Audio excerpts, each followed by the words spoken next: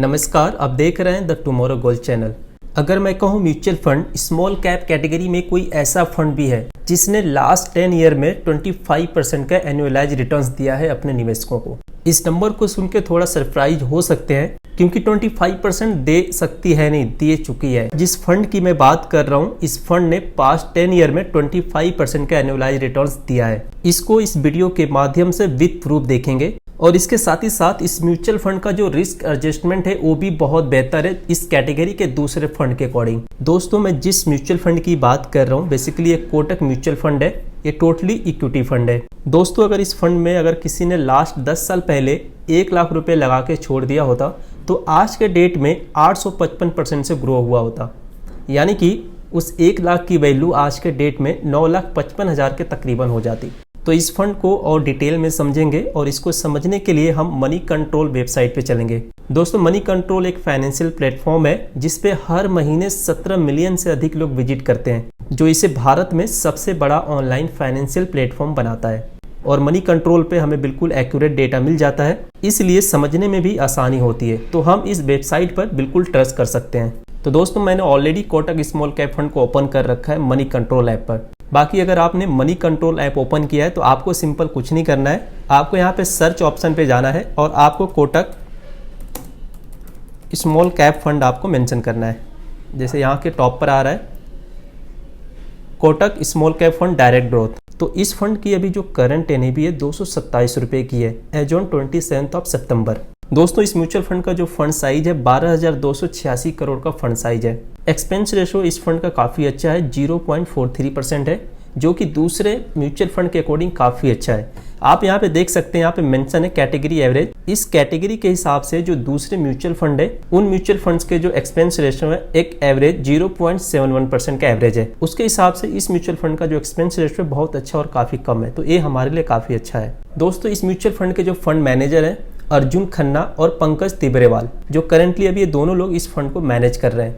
इस फंड को लॉन्च हुए 10 साल से ऊपर हो चुके हैं। 2 जनवरी 2013 को ये फंड लॉन्च हुआ था और इस फंड का एक्सपेंस रेशो जैसे कि हमने पहले देखा था 0.43% है। अब देखते हैं कि इस म्यूचुअल फंड के जो होल्डिंग्स है किन किन कंपनी के साथ होल्डिंग्स है। Number of stock, total 77 stocks में इन म्यूचुअल फंड का पैसा इन्वेस्ट किया जा रहा है। लार्ज कैप में जो होल्डिंग्स है 3% का है और मिड कैप स्टॉक में जो होल्डिंग्स है 17.53% का है। स्मॉल कैप स्टॉक्स में 60.57% की होल्डिंग्स है। दोस्तों, इस म्यूचुअल फंड के जो टॉप होल्डिंग्स है Cyient Limited, Carborundum Universal, Century Plyboard, Ratnamani Metals, Galaxy, Blue Star, इस तरीके से आप देख सकते हैं काफ़ी अच्छे कंपनी के साथ होल्डिंग्स है। तो अब मोस्ट इंपॉर्टेंट पार्ट इसके रिटर्न्स को देखते हैं कि एक्चुअल में इसने 25% का रिटर्न्स दिया है या फिर नहीं। तो दोस्तों, इस म्यूचुअल फंड का आप देख सकते हैं कि जो लास्ट 1 ईयर में जो रिटर्न्स दिया है 22.91% का, लास्ट 2 ईयर्स में जो रिटर्न्स दिया है 13.19% का और लास्ट 3 ईयर्स में जो रिटर्न्स दिया है 38.36% का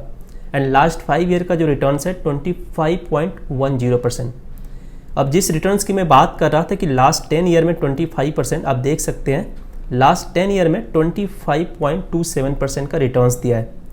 सिंस इंसेप्शन की जो रिटर्न्स की बात करें तो 20.57% का रिटर्न्स दिया है। तो अगर इस म्यूचुअल फंड में लास्ट 10 साल पहले किसी पर्सन ने अगर 1 लाख रुपए इन्वेस्ट करके छोड़ दिया होता तो आज के डेट में तकरीबन 9.5 लाख रुपए तक की वैल्यू हो गई होती।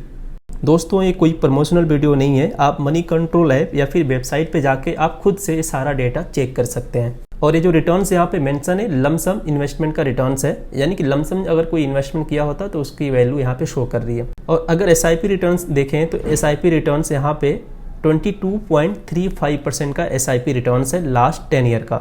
लास्ट 5 ईयर का रिटर्न्स है 30.34% और लास्ट 3 ईयर्स का जो रिटर्न्स है 25.35% का। अगर इस म्यूचुअल फंड के रिस्क एडजस्टमेंट को देखा जाए तो इस कैटेगरी के जो दूसरे म्यूचुअल फंड है उसके अकॉर्डिंग इस म्यूचुअल फंड का परफॉर्मेंस काफ़ी अच्छा है, इस वजह से रिटर्न्स भी काफ़ी अच्छा है। और मेरे ख्याल से अगर आप इन्वेस्टमेंट करने की सोच रहे हैं तो इस म्यूचुअल फंड को जरूर आप कंसीडर कर सकते हैं। अब एक एसआईपी कैलकुलेटर के माध्यम से समझते हैं कि अगर यही इंटरेस्ट अगर आने वाले टाइम में भी मिलता है तो क्या वैल्यू 10 साल बाद मिलेगी।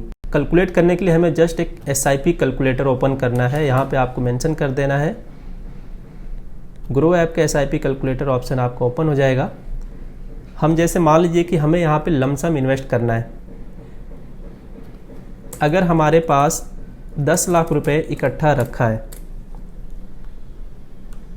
25%, 25.2% का रिटर्न्स। 10 साल में 94 लाख की वैल्यू बनती है। इस म्यूचुअल फंड में 10 साल पहले जिसने 10 लाख रुपए इन्वेस्ट किए होते तो वो 94 लाख रुपीज़ की वैल्यू बनी होती आज के टाइम में। सपोज डेट कि अगर यही रिटर्न्स आने वाले 10 साल बाद भी मिलते हैं और आज के टाइम में भी कोई इन्वेस्ट करते हैं तो अप्रॉक्सीमेटली ये वैल्यू मिल जाएगी।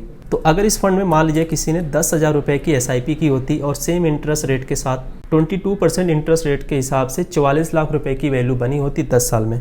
टोटल इन्वेस्टेड अमाउंट होता 12 लाख रुपए, एस्टिमेटेड रिटर्न्स जो मिलता 32,16,000 रुपये, टोटल वैल्यू बनती 44,16,000 रुपये की। सपोज हम यहाँ पे 10,000 रुपये महीने का इन्वेस्ट करते हैं और यहाँ पे जो हमें इंटरेस्ट मिलेगा वो 15.2% का रिटर्न्स मिलता है, ठीक है। और मान के चलते हैं कि हमें 15 साल इन्वेस्ट करना है। 15 साल में हमें क्या वैल्यू मिलेगी ये देखते हैं।